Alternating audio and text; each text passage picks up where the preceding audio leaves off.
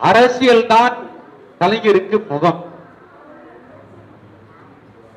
அவர் இலக்கியவாதியாக இருக்கலாம், சிறந்த மேடை பேச்சாளராக இருக்கலாம். ஆனால் கலைஞருடைய முகம் என்பது அரசியல் தான். நடுவர் அவர்கள் தன்னுடைய தொடக்க பேச்சிலே கூட குறிப்பிட்டார்கள்.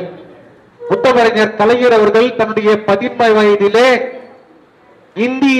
இந்தி திணிப்பை எதிர்த்து தமிழ் கொடி தாங்கி திருவாரூர் வீதிகளிலே ஒரு முன்னணி களவீரராக அவர் களப்பாடினார் என்று சொன்னார்கள்.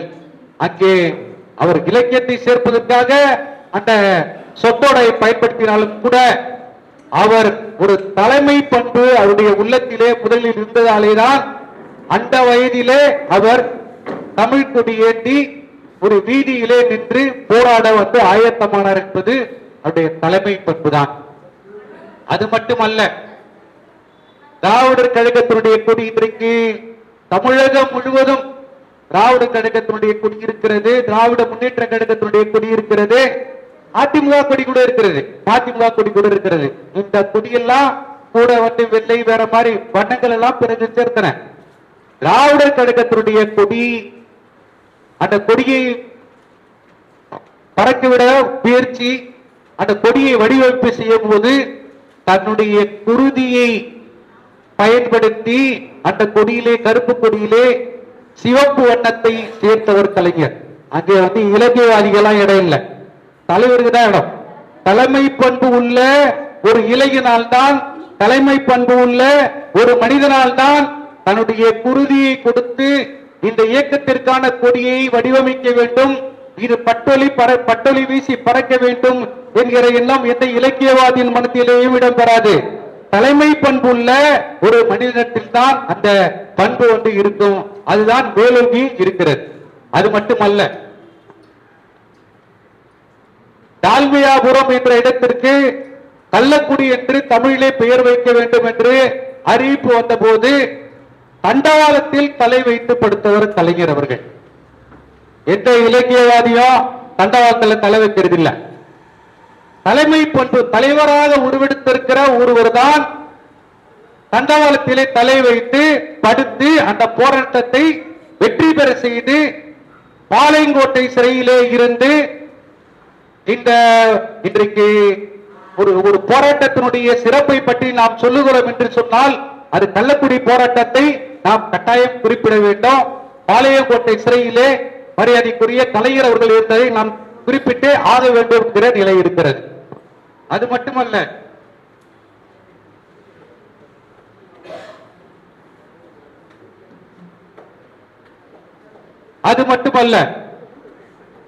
மரியாதைக்குரிய திராவிட முன்னேற்ற கழகத்தை தொடங்கிய மரியாதைக்குரிய பேரறிஞர் அண்ணா அவர்கள் மறைந்ததற்கு பின்னாலே திராவிட இயக்கத்திலே எத்தனையோ தலைவர்கள் இருந்தார்கள்.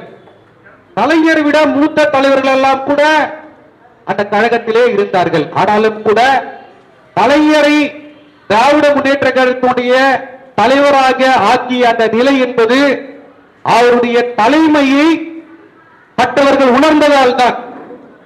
அண்ணாவுக்கு பிறகு மரியாதைக்குரிய நாவலர் அவர்கள் திராவிட முன்னேற்ற கழகத்தினுடைய தலைவராக அவர்தான் வருவார் என்ற கட்சியினர் மட்டுமல்ல, தமிழகத்தில் இருக்கிற அனைவரும் நினைத்தார்கள்.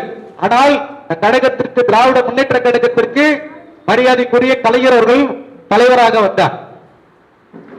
இலக்கியவாதி என்பதற்காக திராவிட முன்னேற்ற கழகத்தை சேர்ந்தவர்கள் அவரை தலைவராக்கவில்லை. கலைஞருக்கு தலைமை பண்பு இருக்கிறது. நம்ம எல்லாம் தலைமை தாங்கி இவர் நம்மை அழைத்து செல்வார், இந்த கட்சியை வழிநடத்துவார், தமிழகத்தை ஆள்வார் என்கிற அடிப்படையிலேதான் நம்முடைய கலைஞர் அவர்கள் அன்றைக்கு திராவிட முன்னேற்ற கழகத்தினுடைய தலைவரானார். பிற்பாடு தமிழகத்தினுடைய முதலமைச்சரானார்.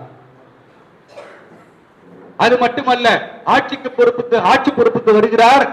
அதை தொடர்ச்சியாக தொடர்ந்து எம்ஜிஆர் வருகிறார் முதலமைச்சராக, பிறகு மறுபடியும் கலைஞர் வருகிறார். அவருடைய ஆட்சி காலத்தில் கிட்டத்தட்ட 50 துறைகளை கொண்டு வந்தவர் கலைஞர். அந்த சிந்தனை செயல் திறம் எல்லாம் ஒரு தலைவருக்கு உரித்தானதாகும். அது மட்டுமல்ல, இன்னொரு முக்கியமான இரண்டு செய்திகளை சொல்லி நான் விடைபெறுகிறேன். கலைஞருடைய இலக்கிய பணி என்பதும் கலைஞருடைய மேடை பேச்சு என்பதும் அவருடைய கருவிகளே.